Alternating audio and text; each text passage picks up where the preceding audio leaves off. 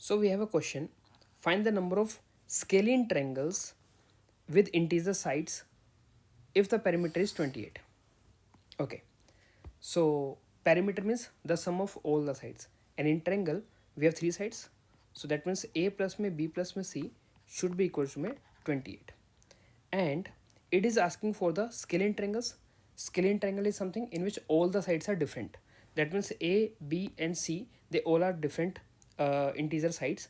And let us assume अगर तीनों different है तो the smaller one to be A and B should be greater than A and C is the largest side. ठीक है, तीन side से ए को हमने सबसे छोटा एज्यूम कर लिया. देखो कोई तो सबसे छोटा कोई तो सबसे बड़ा लेना ही पड़ेगा, तो हमने एज्यूम कर लिया कि ए सबसे स्मॉलर है और यहाँ पे सी सबसे लार्जर है. ठीक है. एंड अब एक और प्रॉपर्टी अगर हम अप्लाई करें, the sum of any two side of a triangle should be greater than the third side. Right. तो किन्हीं भी दो साइड का सम जो होता है वो थर्ड साइड से हमेशा ग्रेटर होता है. तो मैं बोल सकता हूँ कि ए प्लस में b should be greater than c. Okay. अगर मैं a प्लस बी की वैल्यू यहाँ से एक्सट्रैक्ट करूँ, so I be getting a plus b as 28 minus c. So इस a प्लस बी की वैल्यू को यहाँ पे प्लग इन कर देंगे तो हमारे पास आ जाएगा 28 minus C should be greater than C, और 28 should be greater than 2c, और c should be lesser than 14. ठीक है. तो c हमारा 14 से लेस होना चाहिए. तो ये कंक्लूजन हमारे पास आ गया कि c की वैल्यू मैं 13 ले सकता हूँ, 12 ले सकता हूँ, 11 ले सकता हूँ. ठीक है. अच्छा, कहाँ तक जाएंगे? जैसे मैंने बोला कि c की value we can assume to be as इधर 13 और 12 और 11 और 10 एंड सो ऑन. तो क्या ये 1 तक जाएगी? नहीं. Listen, as we know like sum of two side should be greater than third side, है ना. तो अगर मैं फिलहाल ये इक्विलेटरल तो नहीं है, बट अगर मैं इक्विलेटरल का केस एज्यूम कर लूँ, लेट अस से अगर ये 9 9 और 9 हो जाए तो इन तीनों का सम 27 बनता है. ठीक है. बिकॉज मैंने सी को सबसे लार्जेस्ट साइड कंसिडर किया है. ठीक है. तो इक्विलेटरल ट्रायंगल केस में तीनों इक्वल इक्वल इक्वल होते हैं, है ना. खैर मेरे को अपना पेरीमीटर 28 चाहिए, तो उसके लिए जो थर्ड साइड है इसको मैं लार्जेस्ट बना सकता हूँ, इसको मैं 10 कह सकता हूँ. ठीक है. तो अगर ये 9 है और ये 9 है और ये 10 है ना, मतलब सी की जो लार्जेस्ट पॉसिबल वैल्यू होगी, सॉरी जो स्मॉलेस्ट पॉसिबल वैल्यू होगी सी की, वो आप 10 ले सकते हो. 10 से नीचे सी नहीं जा सकता. और इनफैक्ट एक्चुअली में 10 भी नहीं ले सकते, क्योंकि अगर आप इसको 10 लेते हो तो ये 9 और 9 होना पड़ेगा इन दोनों को, है ना. और 9 is not a possibility. Right. ठीक है. तो फिलहाल बस मैं समझाना चाह रहा था कि सी की जो मिनिमम पॉसिबल वैल्यू है दैट कैन बी 10. ठीक है.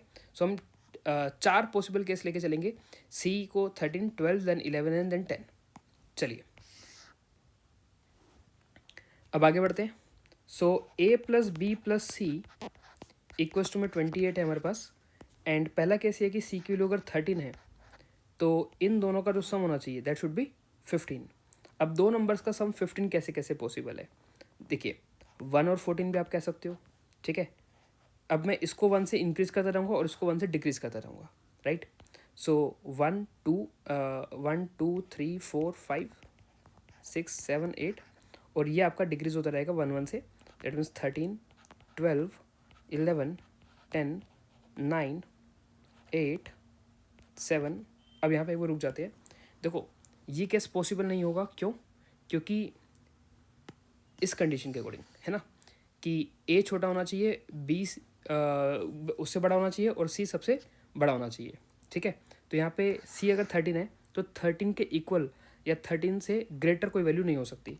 तो सेम इसी तरीके से आपका सेकंड केस भी रूल आउट हो जाता है. देखो हम क्या कर रहे हैं, हमने पहले सारी पॉसिबिलिटीज एक बार बना रहे हैं और फिर उसको कट आउट कर रहे हैं, क्योंकि उससे क्या होता है, उससे कोई कन्फ्यूज़न नहीं रह जाती. ठीक है. थर्ड केस, क्या ये पॉसिबल है? Yes, this is a possible case. सो 1 2 3 4 5. अच्छा, इसके बाद क्या होगा? अब आपका ए बड़ा होना स्टार्ट हो जाएगा, बी छोटा हो जाएगा. बट हमने क्या एज्यूम किया था कि ए छोटा होना चाहिए बी से, है ना. तो इसलिए फिर ये वाला केस भी हम नहीं लेंगे. So we have total 5 cases. Right. In the same manner अब फिर से इसको हम आगे चलाते हैं. अभी हमने सी को क्या एज्यूम किया था? 13. So when the C is 13 we are getting 5 cases. अब एक बार सी को हम 12 लेके चलेंगे.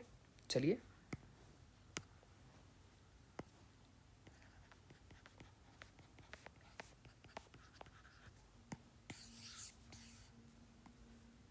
ओके.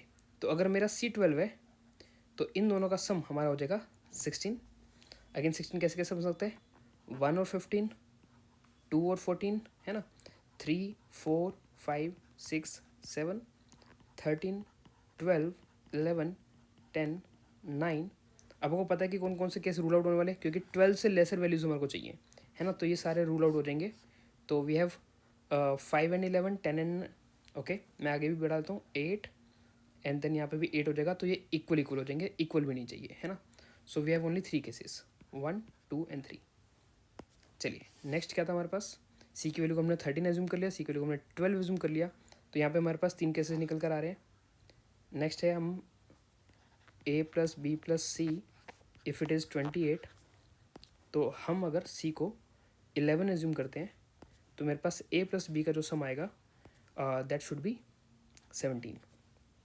अब दो नंबर का सम 17 कैसे कैसे पॉसिबल है, हाँ कंसिडरिंग कि 11 से लेस ही लेना है। अब मेरे को पैटर्न समझ आ गया तो मैं बार बार सारे केसेस लिखूंगा नहीं। तो 11 से लेस हमारे पास क्या हो जाएगा 10, ठीक है। ये 10 है तो ये 7 हो जाएगा, ये 9, ये 8, देन ये 8 एंड ये 9। तो a should be lesser then b, तो ये वाला केस भी हम नहीं ले सकते। So we have only 2 cases, right. Next a plus B plus C assuming c to be 10। अगर हमारा c 10 है, ठीक है, तो a प्लस बी का सम कितना होगा हमारे पास 18। तो इसको 10 से लेसर ही लेना है तो हम 9 लेंगे, 9 लेंगे तो इसको भी 9 लेना पड़ेगा विच इज़ नॉट पॉसिबल, ठीक है। फिर उसके बाद अगर हम इसको 8 लेते हैं तो ये a ग्रेटर हो जाएगा b से। तो ना ये केस पॉसिबल है क्योंकि दोनों इक्वल हैं a और b। यहाँ पे a b से ग्रेटर, ये भी केस पॉसिबल नहीं है, तो यहाँ पे कोई केस नहीं बनेगा, राइट। और c को फिर हम 10 के लेसर ले नहीं सकते क्योंकि जब 10 के लिए भी वैलिड नहीं हो रहा है ना, तो 10 से लेसर के लिए भी वैलिड नहीं होगा। So in total we get 5 cases here, 3 cases here and 2 here. So 5 plus 3 plus 2, it makes a total of 10.